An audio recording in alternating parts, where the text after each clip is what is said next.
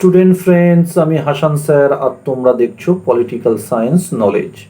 এর আগের ভিডিওতে আমি ক্লাস 11-এর রাষ্ট্রবিজ্ঞানের দ্বিতীয় অধ্যায় অর্থাৎ রাষ্ট্র, এই অধ্যায় থেকে রাষ্ট্রের সংজ্ঞা এবং তার বিভিন্ন উপাদান সম্পর্কে আলোচনা করেছিলাম।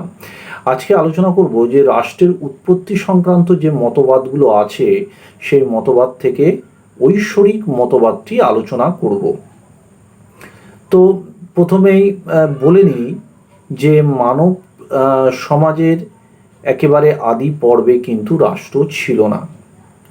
পরবর্তীকালে রাষ্ট্রের উদ্ভব ঘটল, কিন্তু রাষ্ট্র যদি তৈরি হয়ে থাকে সেটা কিভাবে হলো, কে বা কারা রাষ্ট্রটি তৈরি করলো, রাষ্ট্র সৃষ্টির আদিরূপটি কেমন ছিল, কেন তৈরির প্রয়োজন হলো রাষ্ট্রের, এই সকল প্রশ্নের উত্তর কিন্তু আমাদের জানা দরকার। মনে রাখতে হবে যে রাষ্ট্র কিভাবে উৎপত্তি ঘটেছে এই বিষয়ে রাষ্ট্রবিজ্ঞানীরা কিন্তু একমত হতে পারেননি। বিভিন্ন রাষ্ট্রবিজ্ঞানী বিভিন্ন দৃষ্টিকোণ থেকে রাষ্ট্রের উৎপত্তি বিষয়টি ব্যাখ্যা বিশ্লেষণ করেছেন, আর এই ব্যাখ্যাকে কেন্দ্র করে রাষ্ট্রের বিভিন্ন মতবাদ অর্থাৎ রাষ্ট্রের উৎপত্তি সংক্রান্ত বিভিন্ন মতবাদের উদ্ভব ঘটেছে। তো এই মতবাদগুলির মধ্যে তোমাদের সিলেবাসে 4টি মতবাদ আছে। একটা হচ্ছে ঐশ্বরিক মতবাদ, 2 নম্বর হচ্ছে বল প্রয়োগ মতবাদ, 3 নম্বর হচ্ছে সামাজিক চুক্তি মতবাদ, আর 4 নম্বর হচ্ছে বিবর্তনবাদ। আজকে যেটা আলোচনা করব সেটা হলো রাষ্ট্রের উৎপত্তি সংক্রান্ত ঐশ্বরিক মতবাদ। তো দেখো যে রাষ্ট্রের উৎপত্তি সংক্রান্ত সবচেয়ে প্রাচীন যে মতবাদ সেই মতবাদটি হলো ঐশ্বরিক মতবাদ, এবং বলা যেতে পারে এটা একটা কল্পনা প্রসূত মতবাদ। কারা ছিল এই মতবাদের প্রবক্তা?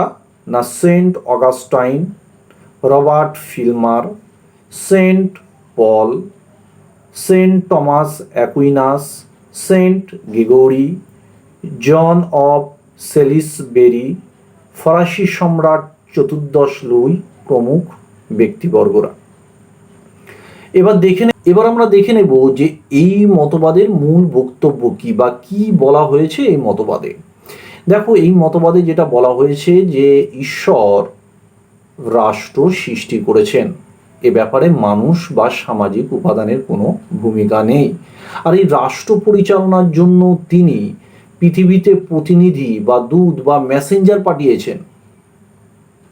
এই প্রতিনিধিকে না, এই প্রতিনিধি হলেন রাজা, অর্থাৎ রাজা হলেন ঈশ্বরের প্রতিনিধি, সেই জন্য রাজা ঈশ্বরের নির্দেশ মতো কাজ করবেন। ঈশ্বরের প্রতিনিধি হিসাবে রাজা যে নির্দেশ বা আদেশ দেন সেটাই হলো আইন। এই আইনকে প্রত্যেকের মান্য করতে হবে। এই আইনকে অমান্য করার অর্থ হচ্ছে ঈশ্বরের অমান্য করা, কারণ রাজা হলেন ঈশ্বরের প্রতিনিধি, যেটা শুধু অন্যায় নয়, একটা মহাপাপও বটে। রাজা যেহেতু ঈশ্বরের প্রতিনিধি সেহেতু তিনি ঈশ্বরের নির্দেশ অনুযায়ী চলবেন, তিনি কোনো প্রকার অন্যায় কাজ করবেন না। ঈশ্বর যেমন তার কাজের জন্য জনগণের বা কারো কাছে কৈফিয়ত দিতে বাধ্য নন, ঠিক তেমনিভাবে রাজাও তার কাজের জন্য জনগণের কাছে জবাবদিহি করতে বাধ্য নন। রাজা কেবলমাত্র তার কাজের জন্য ঈশ্বরের কাছে দায়ী থাকবেন বা ঈশ্বরের কাছে জবাবদিহি করতে বাধ্য থাকবেন। রাজার বিরুদ্ধে প্রজারা বা জনগণ বিদ্রোহ করতে পারবে না। রাজা যেহেতু ঈশ্বরের প্রতিনিধি, সেহেতু রাজার বিরুদ্ধে বিদ্রোহ করার অর্থ হচ্ছে ঈশ্বরের বিরোধিতা করা, যেটা দেশদ্রোহিতার সামিল।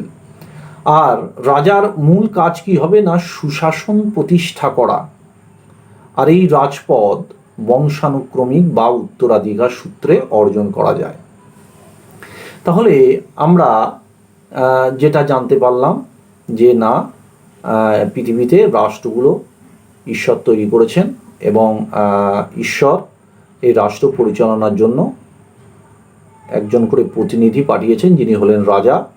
সে রাজা ঈশ্বরের নির্দেশ মতো চলবেন এবং রাজা যেটা বলবে জনগণকে মান্য করে চলতে হবে, কারণ রাজাকে অমান্য করার অর্থ হচ্ছে ঈশ্বরকে অমান্য করা।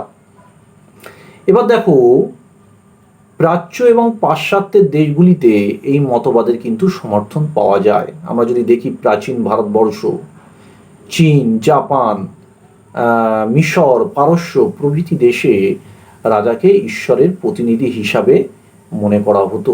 আমরা যদি বিভিন্ন ধর্মগ্রন্থ দেখি, সে রামায়ণ, মহাভারত বা খ্রিস্টানদের বাইবেল বলো বা ইহুদিদের ওল্ড টেস্টামেন্ট, সেখানে কিন্তু এই মতবাদের সমর্থন পাওয়া যায়। ওল্ড টেস্টামেন্টে কি বলা হয়েছে না, ঈশ্বর রাজাকে মনোনয়ন দিয়েছেন এবং ঈশ্বরের ইঙ্গিতেই রাজার মৃত্যু হয়েছে। তার মানে ইহুদিরা বিশ্বাস করত রাজা হলেন ঈশ্বর দ্বারা সৃষ্ট। আমরা যদি হিন্দু ধর্মগ্রন্থ দেখি তাহলে আমরা যে জিনিসটা পাই যে রাষ্ট্র সৃষ্টি করেছেন কে? প্রজাপতি ব্রহ্মা। মানুষকে ধ্বংসের হাত থেকে রক্ষা করার জন্য তিনি এই পদটি সৃষ্টি করেছেন। আবার যদি আমরা বাইবেল দেখি তাহলে সেখানেও আমরা দেখতে পাবো যে রাজাকে ঈশ্বরের সন্তান হিসাবে কিন্তু মনে করা হয়েছে। এবার আমরা দেখে নেব যে এই মতবাদের যারা প্রবক্তা তারা কি বলছেন। চলো একবার দেখে নিই। সেন্ট অগাস্টাইন তার সিটি অফ গড এই বইতে তিনি লিখেছেন যে রাজা ঈশ্বরের প্রতিনিধি। আমরা যদি পৃথিবীর বিভিন্ন ধর্মগ্রন্থ দেখি তাহলে আমরা দেখতে পাবো যে শাসককে কখনো প্রত্যক্ষভাবে বা কখনো পরোক্ষভাবে ঈশ্বরের প্রতিভু বলা হয়েছে। একটা পবিত্র নৈতিক রামরাজ্য প্রতিষ্ঠা করাই কিন্তু শাসকের প্রধান কর্তব্য। Saint Paul letter to the Romans গ্রন্থে তিনি কি লিখেছেন যে প্রতিটি আত্মাই ঊর্ধ্বতন কর্তৃপক্ষের অনুগত। ঊর্ধ্বতন কর্তৃপক্ষকে ঈশ্বর। তাহলে যে এই ঊর্ধ্বতন কর্তৃপক্ষকে অস্বীকার করবে সে ঈশ্বরের অস্বীকার করবে। ঈশ্বরের নির্দেশেই কিন্তু রাজা পৃথিবীতে এসেছেন, সুতরাং তাকে অমান্য করার অর্থ হচ্ছে ঊর্ধ্বতন কর্তৃপক্ষকে অস্বীকার করা বা ঈশ্বরের অস্বীকার করা। সেন্ট টমাস অ্যাকুইনাস তিনি বিশ্বাস করতেন যে রাজার ক্ষমতা ঈশ্বর প্রদত্ত, সুতরাং রাজা ঈশ্বরের নির্দেশ অনুযায়ী চলবেন। আবার ইংল্যান্ডের রাজা প্রথম জেমস তিনি কি বলেছিলেন যে পৃথিবীতে ঈশ্বরের জীবন্ত প্রতিমূর্তি হলেন কে না রাজা, তাই তিনি জনগণের সমস্ত প্রকার অধিকারকে অস্বীকার করেছিলেন। রবার্ট ফিলমার তার একটা বিখ্যাত বই আছে প্যাট্রিয়ার্কা, সেই গ্রন্থে তিনি রাজার ক্ষমতাকে স্বাভাবিক এবং বংশানুক্রমিক বলেছেন এবং তার মতে আদমই হলো পৃথিবীতে প্রথম রাজা। আমরা যদি ফরাসি সম্রাট চতুর্দশ লুইয়ের কথা ধরি, তিনি নিজেকে ঈশ্বরের বরপুত্র হিসাবে ঘোষণা করেছিলেন। তাহলে দেখো যারা এই মতবাদের প্রবক্তা তারা কিন্তু মোটামুটিভাবে স্বীকার করে নিচ্ছেন যে রাজা ঈশ্বর দ্বারা সৃষ্ট। এবার দেখো যে প্রাচীনকালে বা মধ্যযুগে এই মতবাদ বেশ জনপ্রিয়তা অর্জন করেছিল, কিন্তু পরবর্তীকালে এই মতবাদ গুরুত্বহীন হয়ে পড়ে বা আধুনিক যুগের যারা রাষ্ট্রবিজ্ঞানী তারা এই মতবাদকে বিভিন্নভাবে সমালোচনায় বিদ্ধ করেন। এবার দেখে নেব এই মতবাদের বিরুদ্ধে কি কি সমালোচনা আছে। প্রথম সমালোচনা, দেখো রাজা হলেন ঈশ্বরের প্রতিনিধি আর পৃথিবীতে রাষ্ট্রগুলো তৈরি করেছেন কে না ঈশ্বর। এর কোনো ঐতিহাসিক প্রমাণ পাওয়া যায় না। আমরা ইতিহাসের পাতা যদি উল্টাই সেখানে আমরা কোনো জায়গায় দেখতে পাবো না যে ভারত, চীন, নেপাল, ভুটান এই রাষ্ট্রগুলো ঈশ্বর তৈরি করেছেন। সুতরাং অনেকে বলছেন এটা একটা অনৈতিহাসিক তত্ত্ব। 2 নম্বর সমালোচনা, দেখো রাষ্ট্র একটা মানবীয় প্রতিষ্ঠান, অর্থাৎ মানুষের জন্যই রাষ্ট্র। তাহলে একটা মানবীয় প্রতিষ্ঠান কিভাবে ঈশ্বর দ্বারা তৈরি হলো এর কোনো যুক্তিগ্রাহ্য ব্যাখ্যা এই মতবাদের প্রবক্তারা কিন্তু দিতে পারেননি। সুতরাং অনেকে বলছেন এই মতবাদটি হলো যুক্তিহীন মতবাদ। আমরা কি জানি? আমরা যেটা জানি যে ঈশ্বর পরম করুণাময়, তিনি প্রজার কল্যাণে সদা জাগ্রত। তাহলে যে রাজা জনকল্যাণকামী প্রজাদের কথা ভাবে সেই রাজাকে আমরা ধরে নিলাম ঈশ্বরের প্রতিনিধি।